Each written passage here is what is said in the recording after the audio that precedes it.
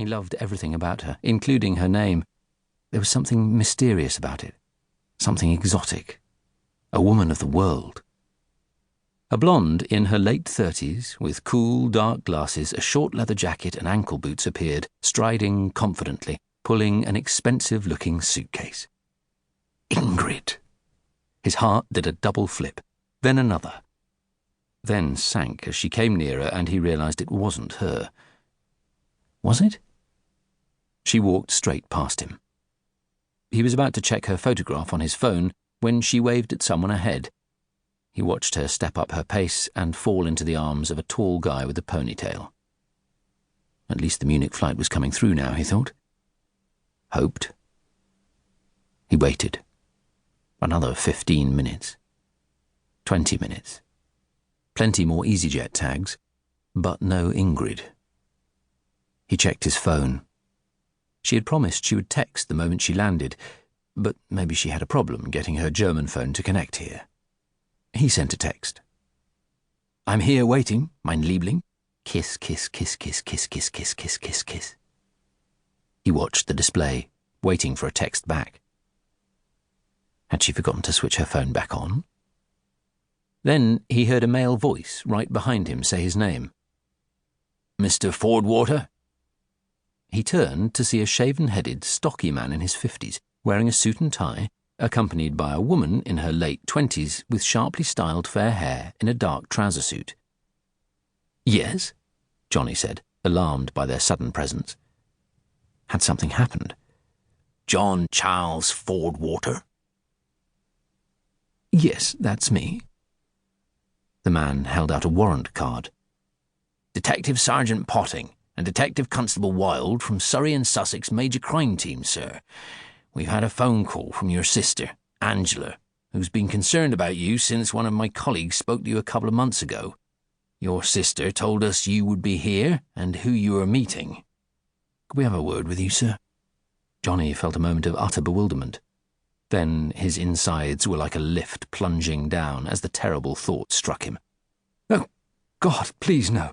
Please don't tell me Ingrid's had an accident. Please don't. Would you mind accompanying us to the airport police station, Mr. Fordwater? D.S. Potting said. It's only a 5-minute drive. Please say she's all right. She hasn't had an accident, has she? There hasn't been an accident, sir, no, D.C. Wilde said as they went outside and reached the parked police car. Thank God for that, Johnny said, relief surging through his confusion. You see, I'm worried. I've been waiting to meet her off the flight. He looked down a little sheepishly at the bouquet he was carrying. I'm afraid Ingrid Ostermann wasn't on the flight, sir, she said. Johnny turned to her, feeling that plunging sensation again. Why? What happened?